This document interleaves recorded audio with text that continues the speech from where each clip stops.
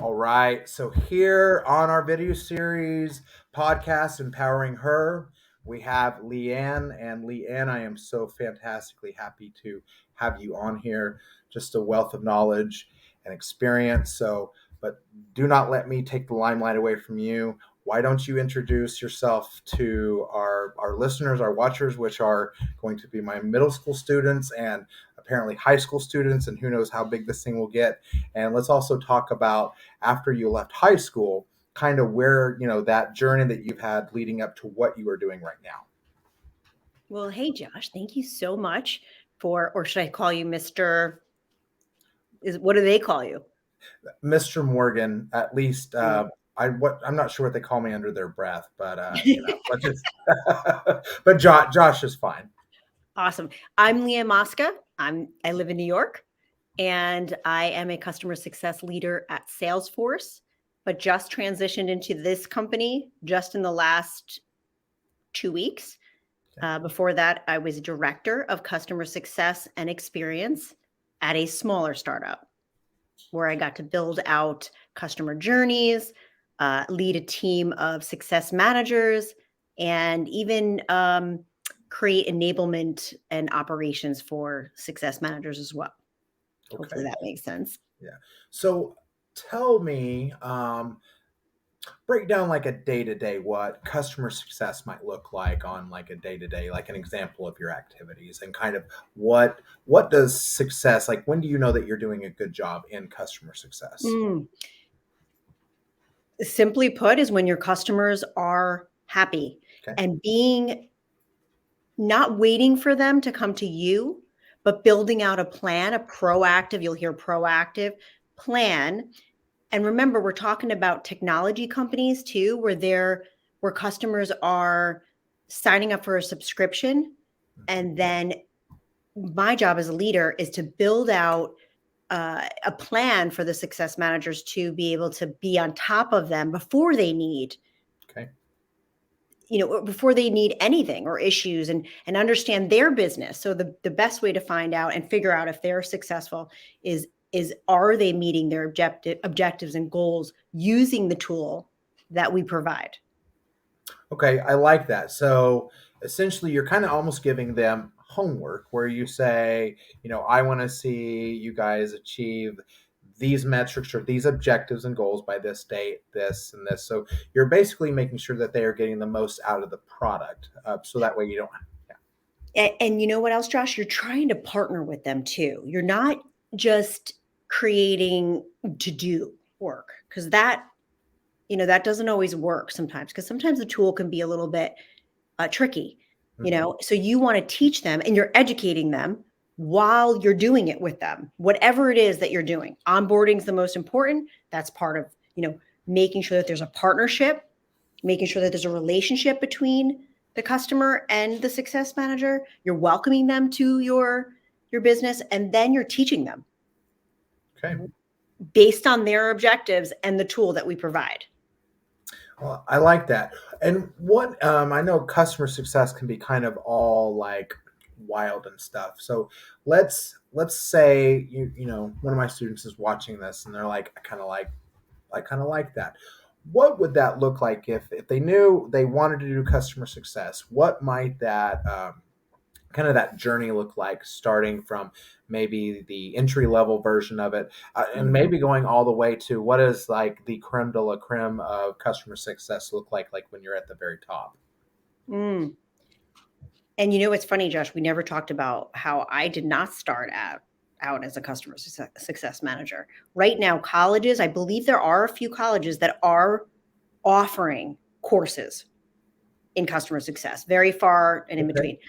But there is a couple of major, like Success Hacker, and I believe there's another one that you can go take courses, you get certified, you pay money, and you get these courses to make you fully understand adoption, enablement, engagement, all these kinds of words and the things that you're going to be doing with your customers.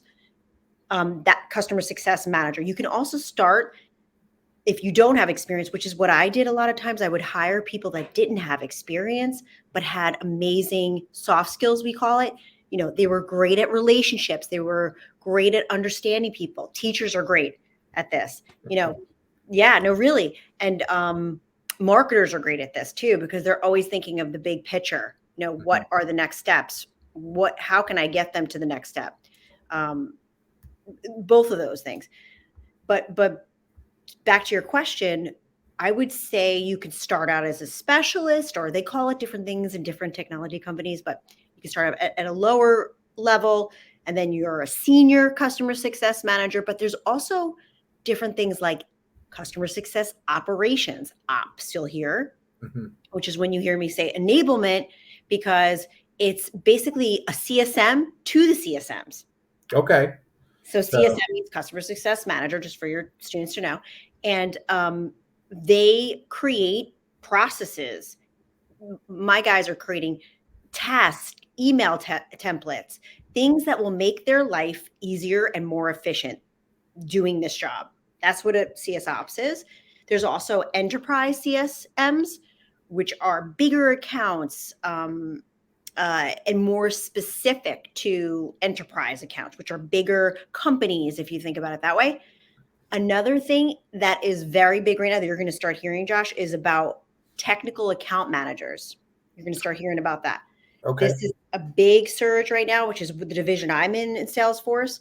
So if there's a tiered, so if it's a product, if it's a technology tool that a customer signs up for, a customer can do the basic model where they sign up for the tool, they get on-demand videos, and CS does that. They create all these things. But if you're going to get into the nitty-gritty, let me put this whole technology thing together, technical account managers or technical success managers do that too, which is a whole nother, right? They really high touch. Yeah. I hadn't heard of that one before. That is, I'm gonna have to go and like check that out. That sounds. I mean, even the title of it sounds like, oh, that sounds cool. And they usually get and it depends on the company again, because that's the thing about CS is that sometimes they have different names for it, but they usually get even more money in those roles. So just the thought there. And then if you get even higher, we're called people leaders. So we're the CS leaders. So we're the ones that are helping the CSMs, the TAMs, they call it, technical account managers, or the CS ops, or the enterprise CSMs. These are, we help them get better because we've done those jobs before. So that's like we call them people leaders. So that they're still, I'm a CS leader.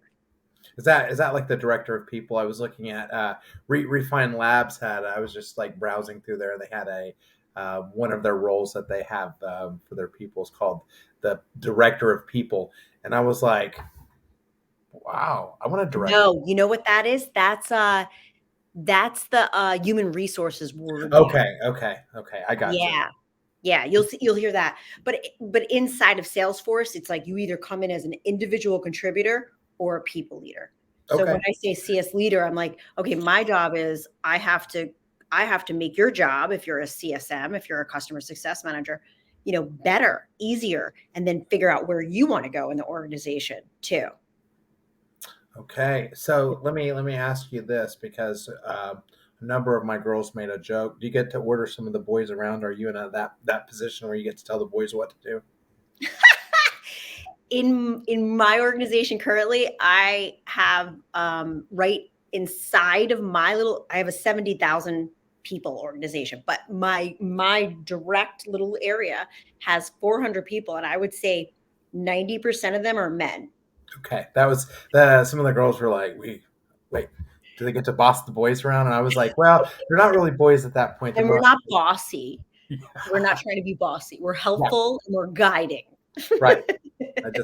That was funny. So let me let's look at a salary range, because I know that depending on if you're at a startup or a nonprofit, or if you're doing enterprise, so salaries can be like, and it depends from company to company, and so we know that salaries can be all over the place. But let's just take it from what would be kind of on the very, very low end of customer success manager all the way up to maybe that what would be kind of the max once you've kind of really gotten to the top tier of your profession?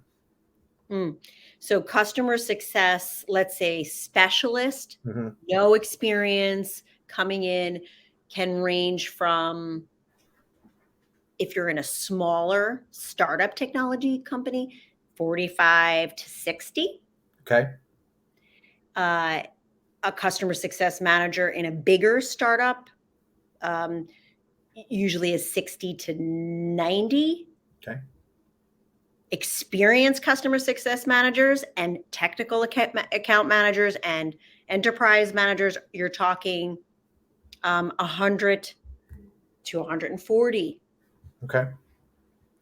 I like that. And so for that type of role, like let's say, would they need a college degree for the customer success? Is that kind of a preferred method, or is that kind of a role that they can get like right out of high school, without a degree, maybe even while they're working on a degree? But do you see customer success?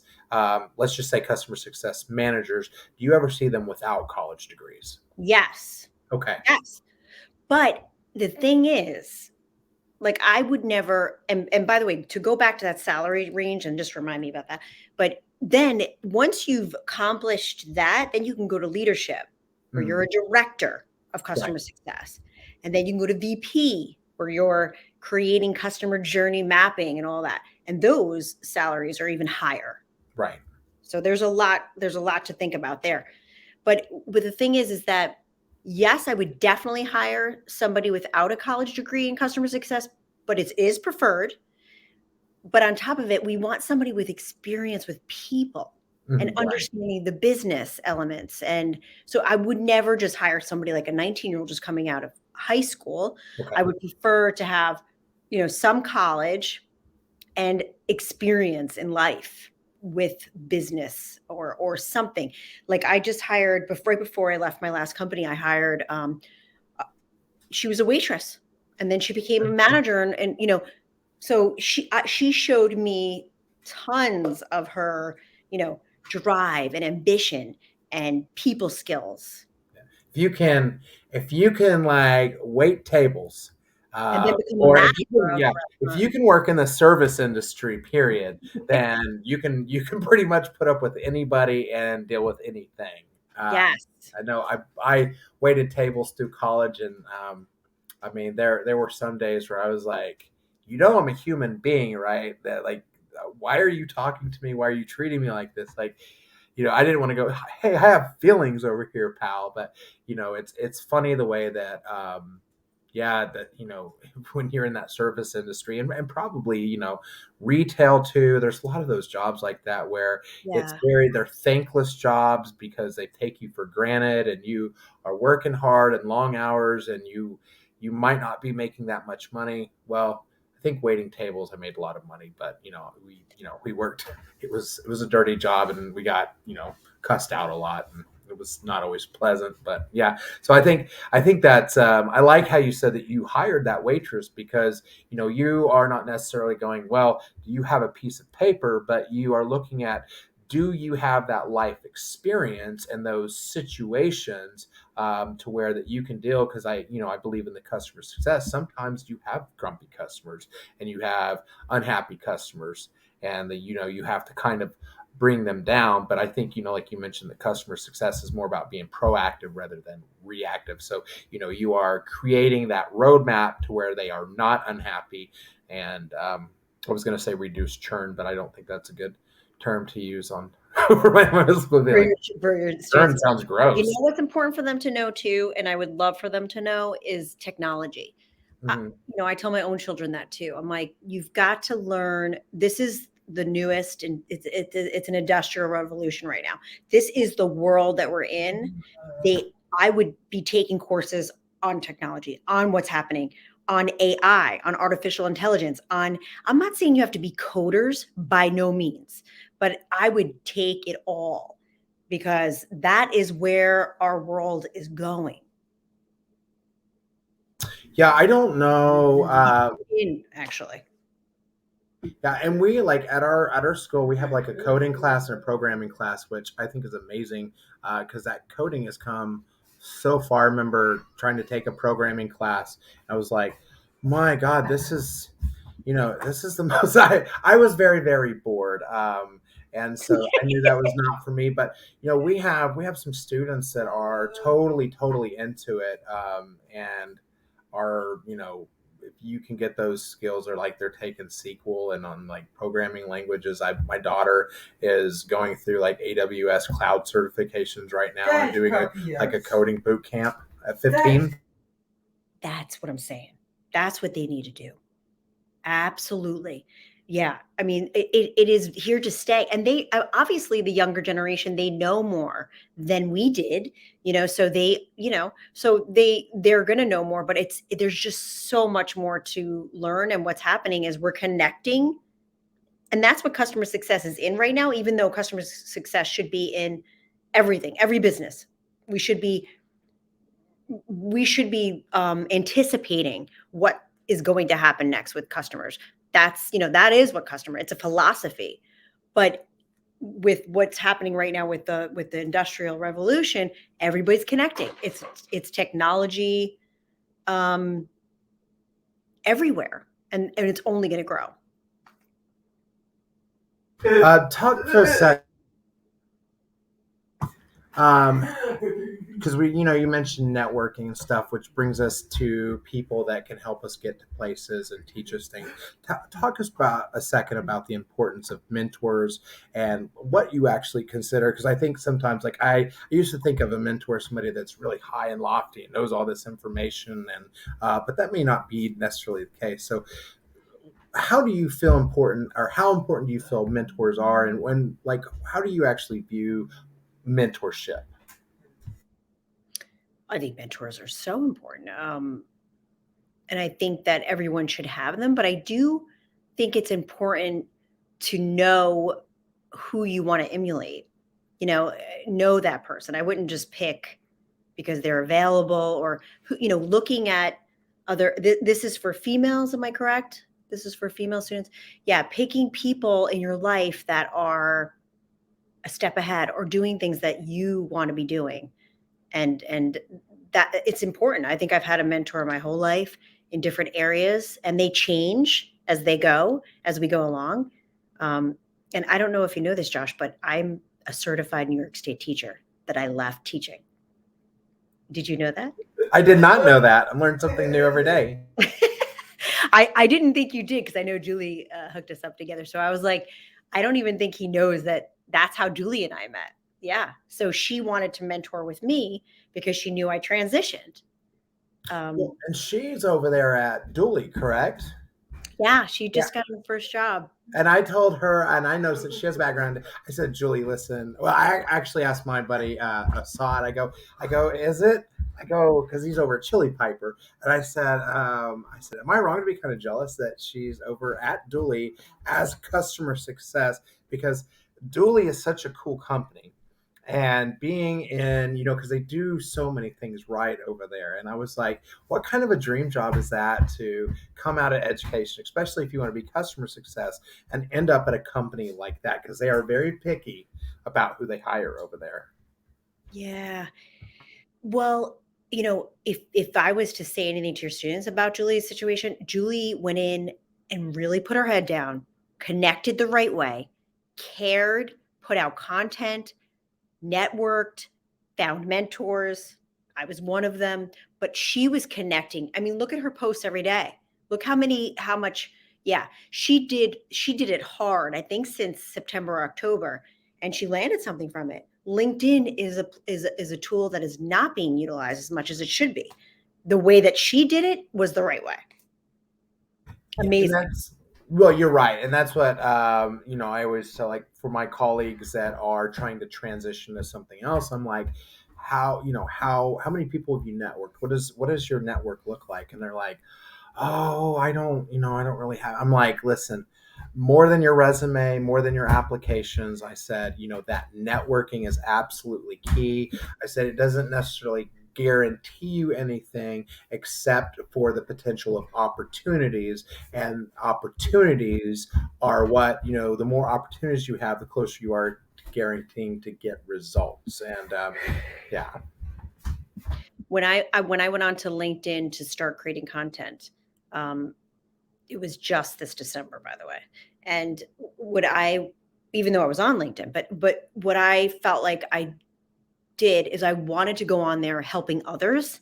And what happened was that actually ended up helping me. So they inspired my posts and my content. And then that inspired connections that started happening that were super cool. And that's how I ended up at Salesforce.